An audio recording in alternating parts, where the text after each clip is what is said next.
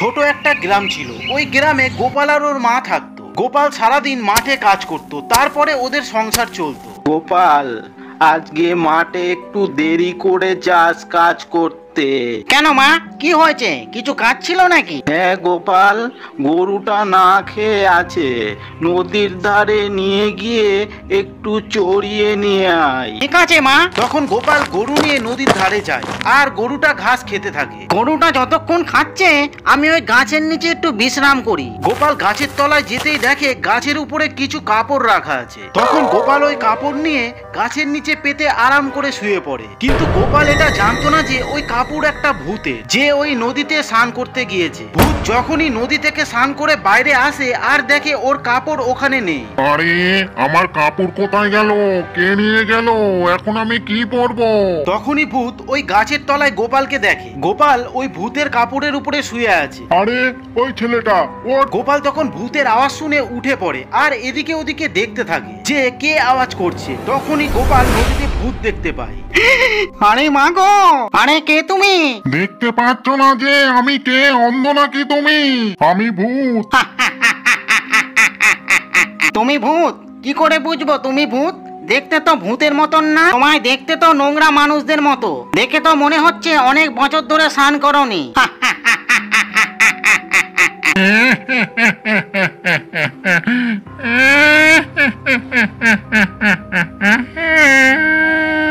হ্যাঁ, সত্যিই আমি ভূত। আমি যদি ভূতের মতো দেখতে না হই তাহলে আমি কি করব?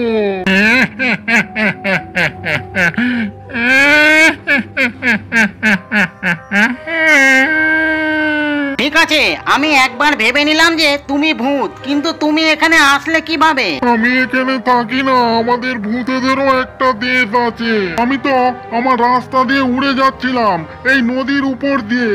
নদী দেখে ভাবলাম যে নদীর ঠান্ডা জলে একটু স্নান করে নি। আমি আমার কাপড় খুলে গাছে রেখে স্নান করতে চলে আসি। তুমি যেই কাপড়ের উপরে শুয়ে আছো ওটা আমার আন্ডার প্যান্ট। তুমি যদি আমার আন্ডার প্যান্ট দাও তাহলে আমি নদীর বাইরে আসি।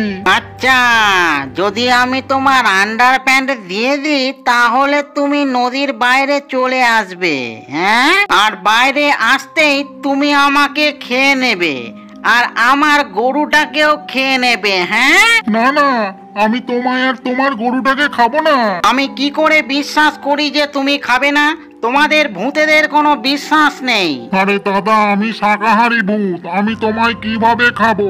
আচ্ছা, যদি আমি একে ওর আন্ডার প্যান্ট দিয়ে দিই তাহলে এই ভূত ওর প্যান্ট নিয়ে চলে যাবে, হ্যাঁ? আমি ভাবছি কেননা একে এর আন্ডার প্যান্ট না দিয়ে একে দিয়ে আমি আমার কিছু কাজ করিয়ে নিই।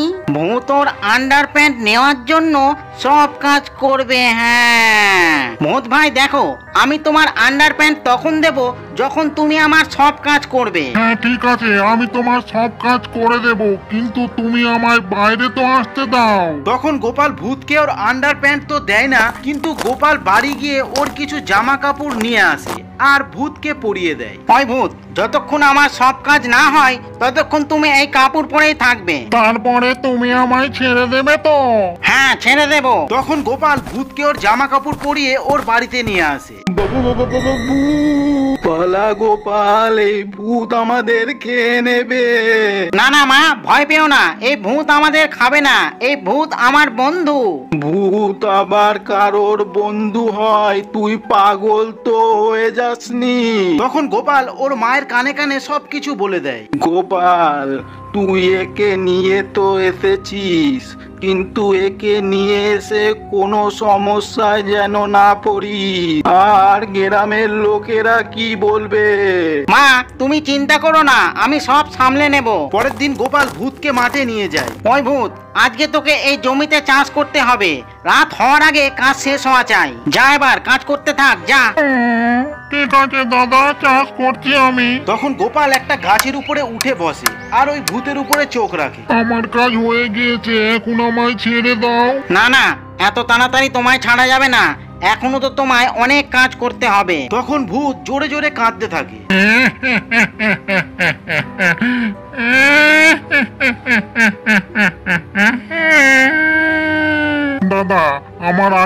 দিয়ে দাও। যদি আমার ভূত ভাইরা জানতে পারে আমার প্যান্ট একটা সাধারণ মানুষ নিয়ে নিয়েছে আর এর বদলে আমায় কাজ করাচ্ছে, তাহলে আমার খুব বদনাম হবে।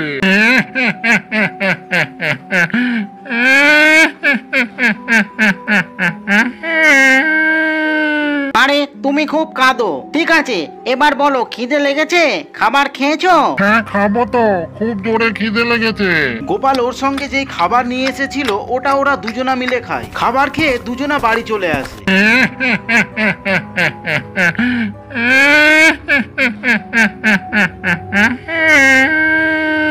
আমায় খেতে দাও, আমার খুব খিদে লেগেছে।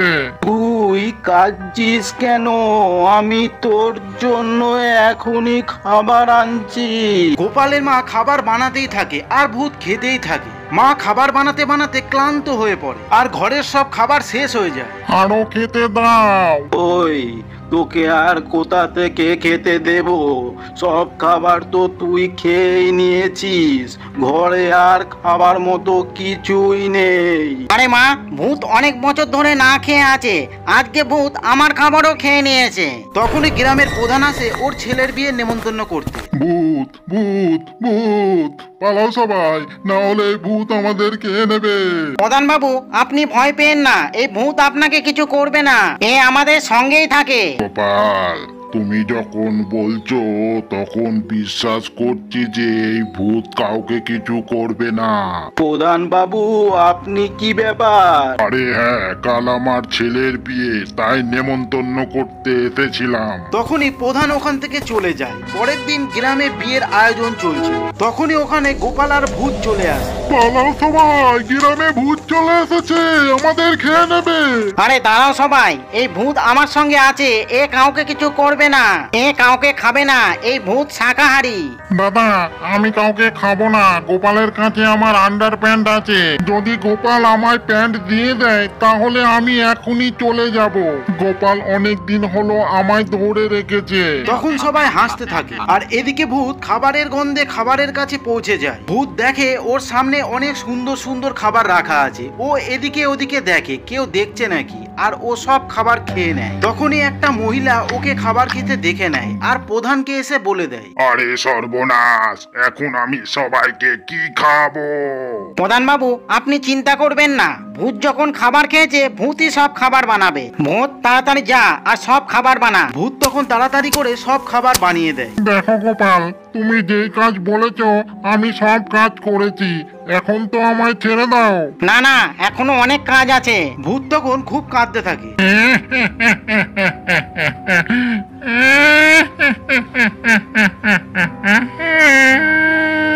ছেড়ে দাও আমায়, আমার আন্ডার প্যান্ট দিয়ে দাও।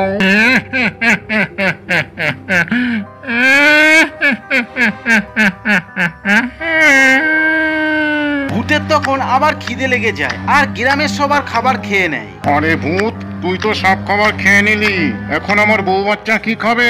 চিল্লানোর আওয়াজ শুনে গ্রামের লোক ওখানে চলে আসে। এই ভূত যদি এইভাবে সবার খাবার খেয়ে নেয় তাহলে আমাদের বউ বাচ্চা কি খাবে? এই ভূতের তো কিছু একটা করতে হবে।